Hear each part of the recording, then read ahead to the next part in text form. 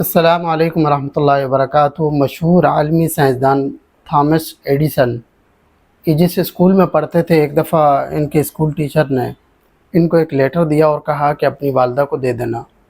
یہ بچے تھے، ان کو پڑھنا نہیں آتا تھا، تو انہوں نے وہ لیٹر لا کے اپنی والدہ کو دیا۔ ماں نے جب وہ لیٹر پڑھا تو ان کی آنکھوں سے آنسو جاری ہو گئے۔ جب انہوں نے پوچھا کہ اس لیٹر میں ایسا کیا لکھا ہے جس کی وجہ سے آپ کے آنسو آ رہے ہیں، تو والدہ نے اونچی آواز سے وہ لیٹر پڑھنا شروع کیا اور کہا کہ اس میں لکھا ہوا ہے کہ آپ کا بچہ انتہائی قابل ہے، ذہین ہے، اور ہمارا اسکول چھوٹا ہے، ہمارے اسکول کے اساتذہ بھی اتنے قابل نہیں ہیں کہ آپ کے بچے کو اچھی تعلیم دے سکیں، لہٰذا مہربانی کر کے آپ کسی اچھے اسکول میں ان کا ایڈمیشن کروا دیں۔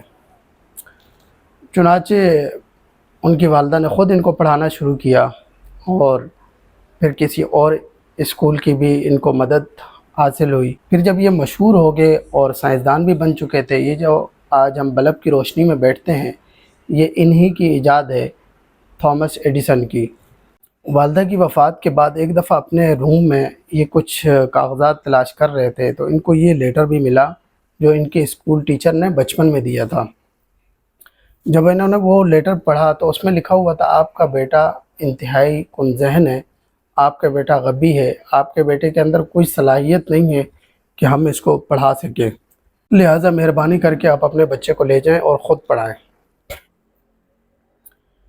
تو اس وقت تھامس نے اپنی والدہ کے لیے یہ الفاظ کہے کہ ایک کن ذہن اور غبی بچے کو اور کن ذہن بچے کو ایک عظیم ماں نے سائنسدان بنا دیا۔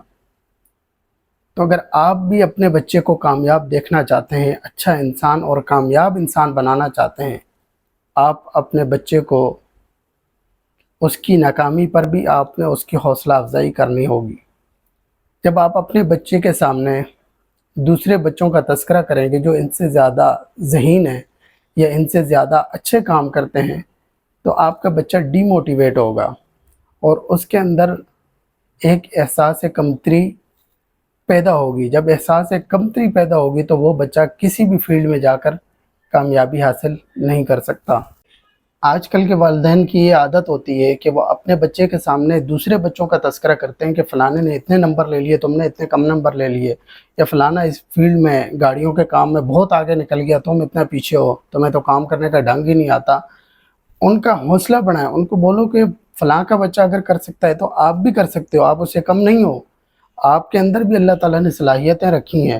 جب آپ اس طرح کی باتیں کریں گے تو ان کا حوصلہ بلند ہوگا۔ وہ اگر پڑھائی کی فیلڈ میں ہیں تو وہ پہلے سے زیادہ محنت کر کے اچھے نمبرات لائیں گے اور اس میں کامیابی حاصل کریں گے۔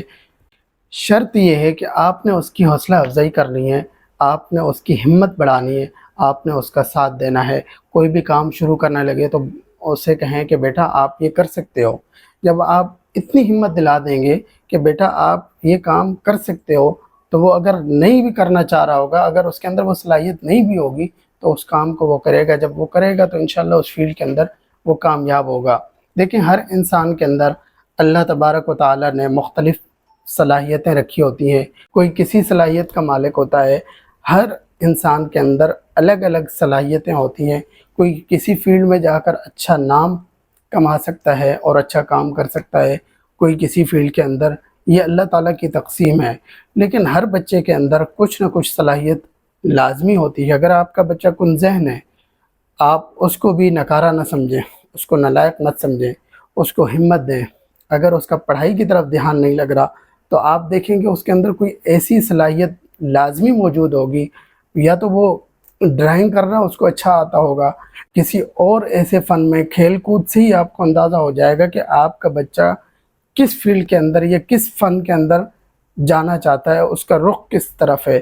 جب نہ پڑھنے کی وجہ سے مار پیٹ زیادہ کی جاتی ہے تو اس کی صلاحیتیں کم ہو جاتی ہیں، اس کی صلاحیتیں دب جاتی ہیں اور ختم ہو جاتی ہیں۔ وہ بچہ اگر کوئی صلاحیت اور قابلیت اپنے اندر رکھتا بھی ہے تو وہ آہستہ آہستہ آپ کے ڈانٹ کی وجہ سے، آپ نے جو اس کو احساس کمتری کا شکار کیا، اس کی وجہ سے اس کی وہ صلاحیتیں اور قابلیتیں بھی دب کر ختم ہو جاتی ہیں۔ وہ پھر کسی بھی فیلڈ میں کام شروع کرتے وقت ہچکچاتا بھی ہے، ڈرتا بھی ہے۔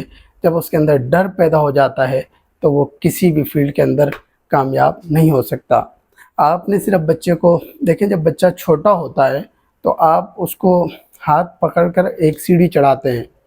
جب وہ ایک سیڑھی چڑھتا ہے تو آپ بھی مسکراتے ہیں، وہ بھی خوش ہوتا ہے کہ میں نے قدم اٹھا کر رکھا اور میں کامیاب ہو گیا۔ اسی طرح وہ کامیابی کی سیڑھیوں پر چڑھتا جاتا ہے، اور ایک وقت آتا ہے کہ آپ کا بچہ اپنی فیلڈ کے اندر اپنا نام پیدا کرتا ہے اور آپ کا نام روشن کرتا ہے۔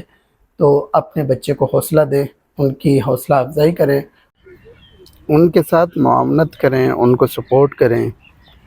جب اپنے بچے کے سامنے دوسرے کے بچوں کی خوبیاں بیان کی جاتی ہیں اور اپنے بچوں کی خامیاں بیان کی جاتی ہیں، جب دوسروں کی اچھائیوں کا تذکرہ اپنے بچوں کے سامنے کیا جاتا ہے اور اپنے بچوں کو برا بھلا کہا جاتا ہے، جب دوسروں کی قابلیت کا تذکرہ اپنے بچوں کے سامنے کیا جاتا ہے اور اپنے بچوں کی کن ذہنی اور غبی ہونے کا تذکرہ کیا جاتا ہے، تو ایسے بچے احساس کمتری کا شکار ہوتے ہیں۔ جو صلاحیتیں ان کے اندر ہوتی ہیں وہ بھی دب جاتی ہیں، جو قابلیتیں ان کے اندر ہوتی ہیں وہ بھی دفن ہو جاتی ہیں۔